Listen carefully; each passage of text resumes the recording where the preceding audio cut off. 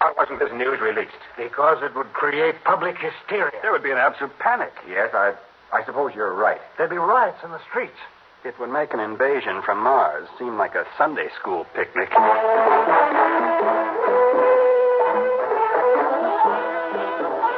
Theater 5 presents The New Order.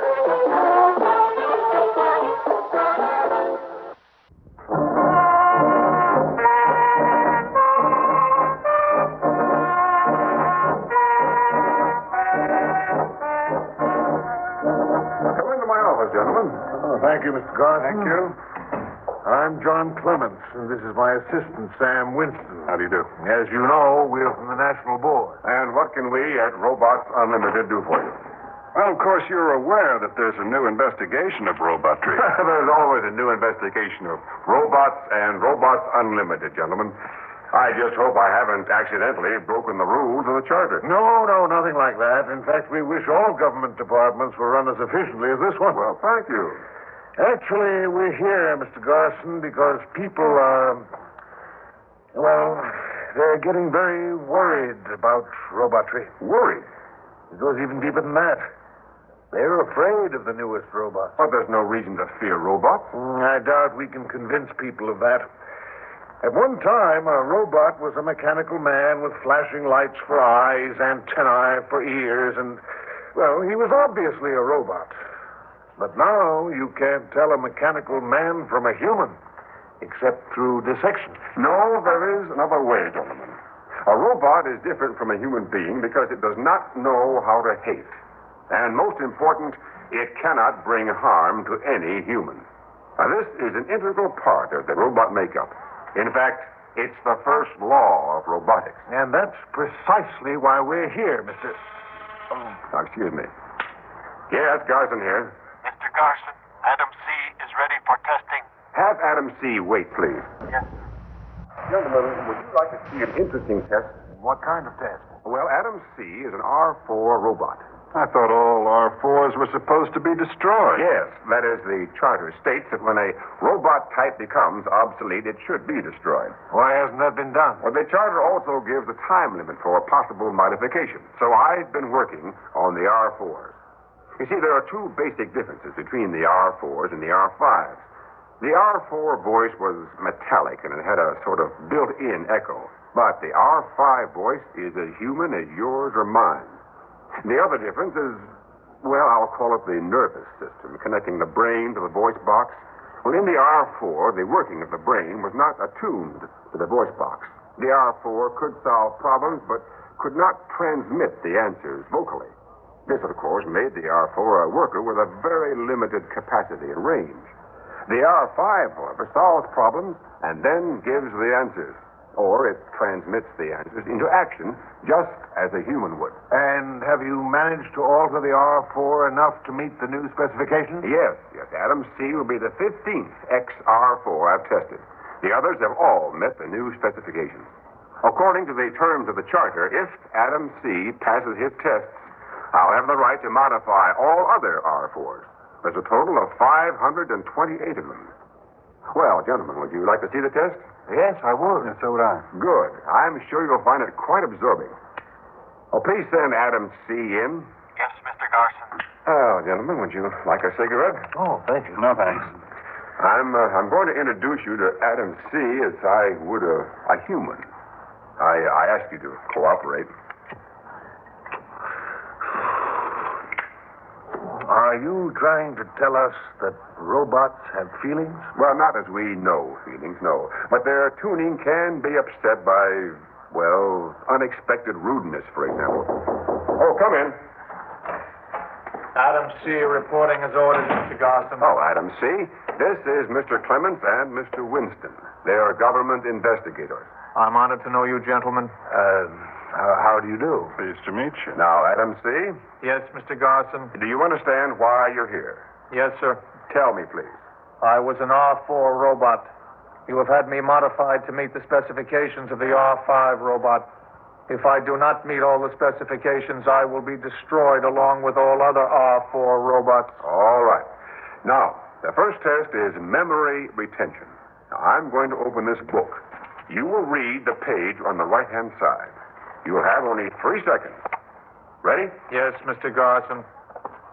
Start reading. All right, now. Adam C., in your opinion, what kind of book is this? It seems to be a work of fiction. Now, be more specific, please. I cannot be more specific, Mr. Garson. It seems to be a work of fiction. However, it could also be a biography, or it could be history done in a fictional style. Very good. And now I want you to read from memory the 19th and 20th lines on that particular page. The lines are a piece of dialogue. Quote, I don't like the idea of Ferguson and Martin meeting as equals, Kramer declared, adding in a low voice, their ideologies are simply not compatible, unquote. Fine. And now, gentlemen, would you like to see the page? Yeah. All right. Now, here's the book, Mr. Clements, page 47. Oh, thank you. Now, let's see. That's right. Count down to the 19th line. I think you'll find that Adam C. read word for word that line and the one that follows. Huh. You know, this is amazing. It's not just amazing, it's completely incredible. Incredible? No, Mr. Winston. You see, the robot brain is uncluttered with irrelevancies. What's the next test, Mr. Garson? Mental arithmetic. May I give Adam C. the problem? Oh, by all means, please do. Can I have that piece of blank paper on your desk? Oh, surely. There you are. Thank you. Adam C., Yes, Mr. Clements. I want you to solve this arithmetic problem for me. Yes, sir. Multiply 7,927 by 4,684. And then I want you to divide the total by 424. That is the problem, Mr. Clements. Yes. The answer is 87,570, plus the fraction 97/106. Well, Mr. Clemens? I haven't figured it out for myself yet. Well, I'm sure you'll find that Adam C.'s answer is correct. Well, here's the total of the multiplication. 37,130,068. Correct, Mr. Clements. You can prove the answer quite simply by... Yes, I know how, Mr. Garson. Well, Adam C., if Mr. Clemens finds your answer to be correct, you may return to the waiting room for further instruction. Yes, Mr. Garson. Well, the answer is correct, all right. That'll be all, Adam C. Goodbye, Mr. Garson. Gentlemen, being with you has been a pleasure.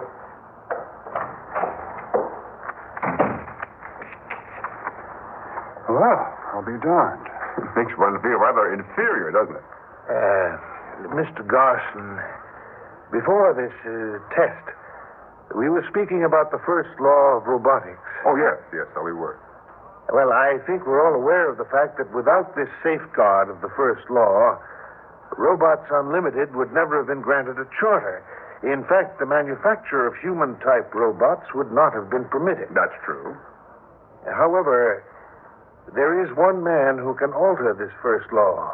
Professor Albert Dean, inventor of the human-type robot. And Professor Dean has been missing for the past 5 days. Missing? He disappeared from his home 5 days ago. Why wasn't this news released? Because the newspapers would pull out all the stops. There'd be panic. For the same reason, we didn't release another fact. That Professor Dean had been experimenting with a new robot. One to which the first law of robotics does not apply. You can imagine what the newspapers would do with that. Yes. This new robot type, did you know that Professor Dean was working on it? Well, yes, I did. Well, at least there was a rumor to that effect. And did you approve? Well, it makes small difference how I felt, Mr. Clemens. The matter was out of my hands. Professor Dean wasn't and isn't under my supervision. Yes, well, that's true enough. He was our responsibility. Mr. Garson, you were selected as general manager of Robots Unlimited because of your excellent record in government service. Your background of loyalty is impeccable. Thank you, but what is it you're trying to say, Mr. Clemens? We're expecting that you cooperate with us in this matter. Well, of course. Just tell me what it is that you want me to do. Well, at the moment, Winston and I would like the run of this building and the grounds. Very well. Feel free to go anywhere. Then later on today, we'll probably have another talk with you. Anytime at all. Good. I don't think I have to tell you how important it is that we find Professor Dean as soon as possible. Now, that's rather obvious, Mr. Clemens. The professor's knowledge of robotics can be a very dangerous thing if, for instance, he were kidnapped by a foreign power. Exactly. Well, thank you for everything. Gentlemen, if there's anything else that you need, just let me know. We will, and thanks again. Thank you.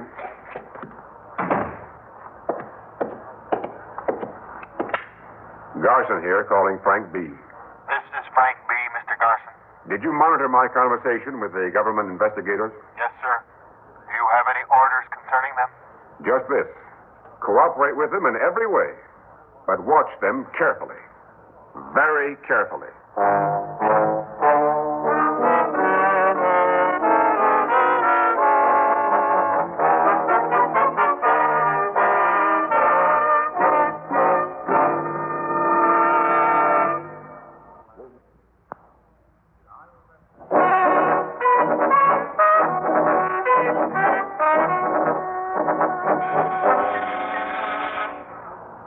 Yes, Garson here.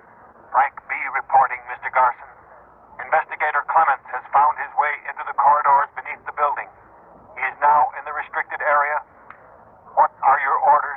Have some R5 standing by. I'll take care of this myself.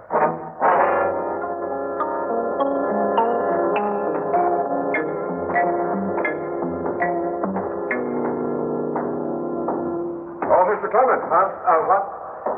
Well, you should have told me you wanted to come down here. I'd have provided you with a guide. I just wanted to have a look around. But you could get lost in this maze of passages. What's that? What? That tapping. Tapping? There it is again.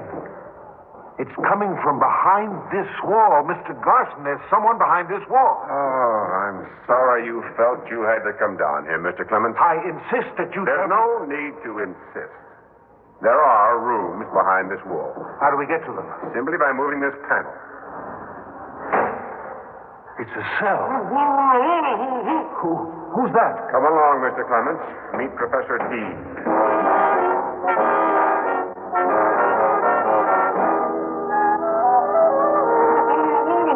As you can see, the professor is unharmed. Why do you have him tied and gagged? Because he knows certain words that activate the robots. Oh. Here they come now. Mr. Garson, I insist that you release Professor Dean. I'm sorry. No. I order you to. Come now. Put away that gun. What do you want us to do, Mr. Garson? Take Mr. Clemens to a cell.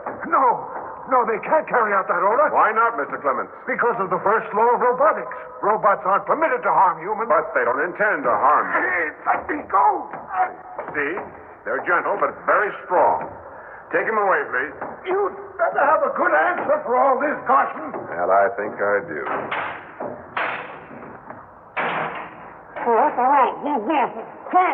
Yes, Professor Dean. Oh, believe me, we don't enjoy keeping you prisoner, and we'll set you free just as soon as you change your mind. No. Well, I'm a patient man, Professor. The emergency alarm. Mr. Garson, please come to your office.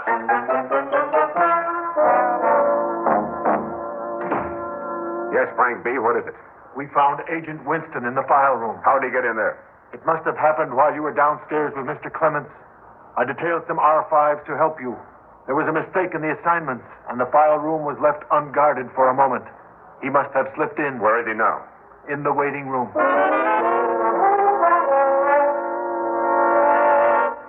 Mr. Garson, I think you better tell these robot friends of yours to let me go. I'm afraid that's not possible, Mr. Winston. Look, the kid gloves are off.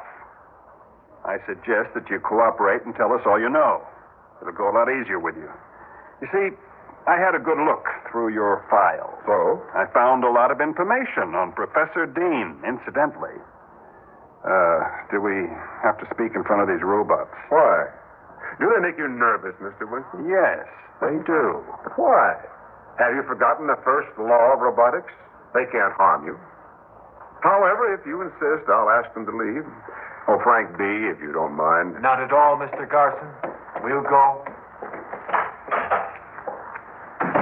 Now, Mr. Winston, we were speaking about Professor Dean in the files. Please go on.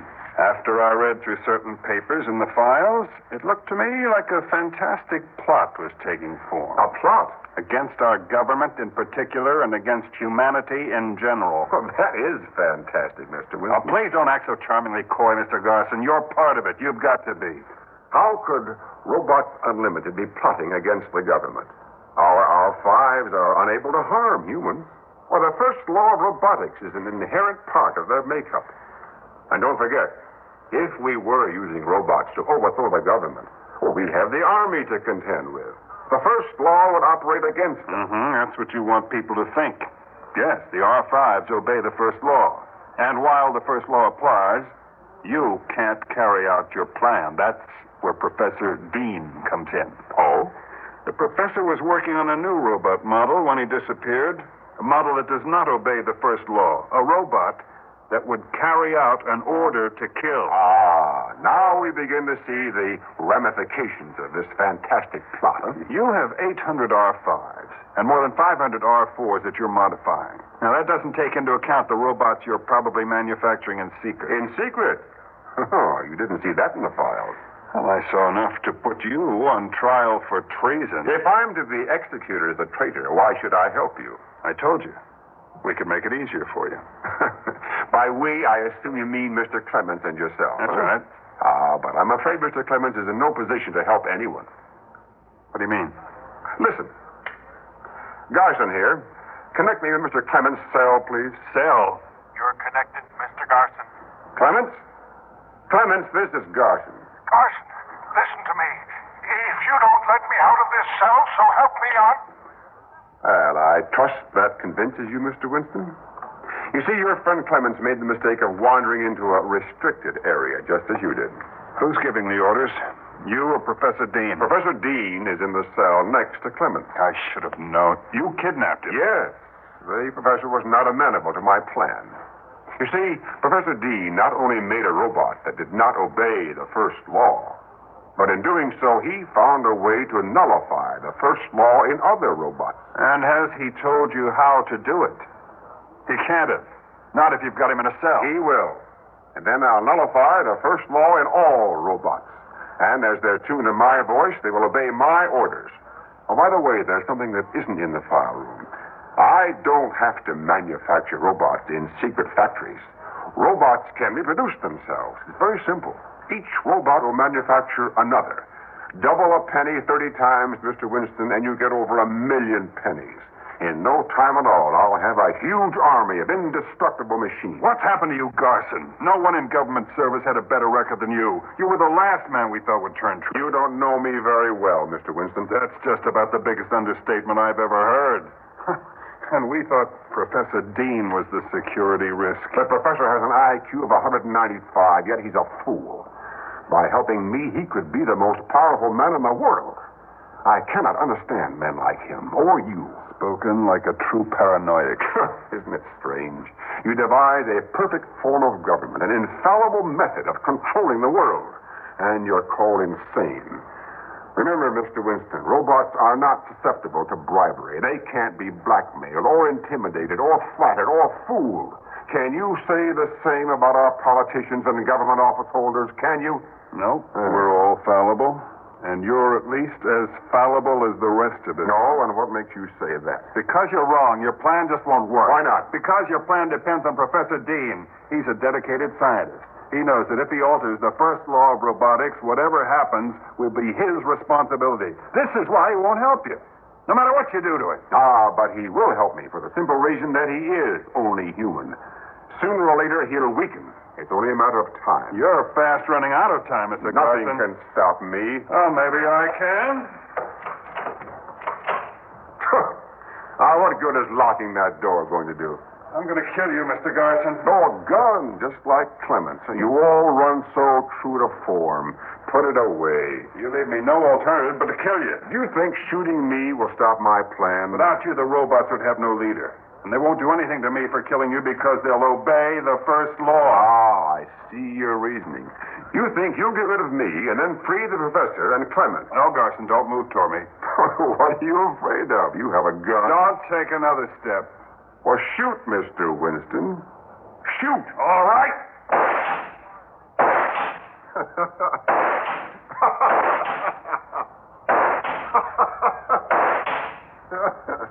I hit you with every shot. Everyone.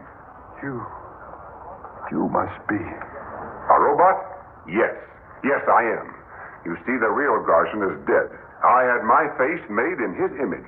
When you and Clements are dead, 2 robots will be made in your image. The same thing will ultimately happen to the professor.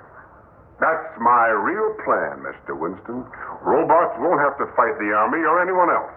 We'll just step into your shoes, each and every one of you. But you haven't found a way to nullify the first law yet. Not yet. Until you do, a robot can't kill. It must obey the first law. All but one robot, Mr. Winston.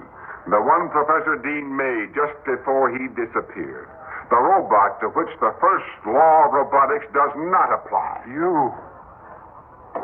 Yes.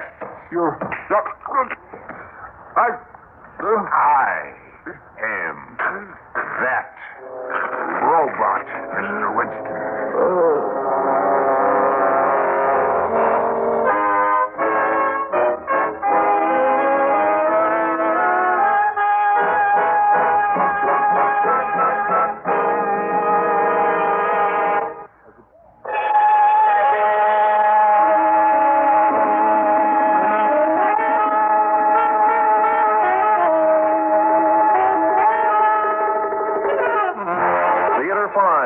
Presented The New Order, written by Don Harry and directed by Ted Bell. In the cast, Jay Barney, Bob Dryden, Jack Manning, Jack Grimes, and Owen Jordan. Audio engineer Neil Pulse. Sound technician Ed Begley. Script editor Jack C. Wilson.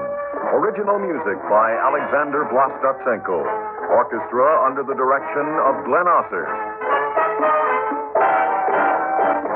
Executive producer for Theater 5, Edward A. Byron. We would appreciate your comments. Write to Theater 5, New York 23, New York. This is Fred Foy speaking.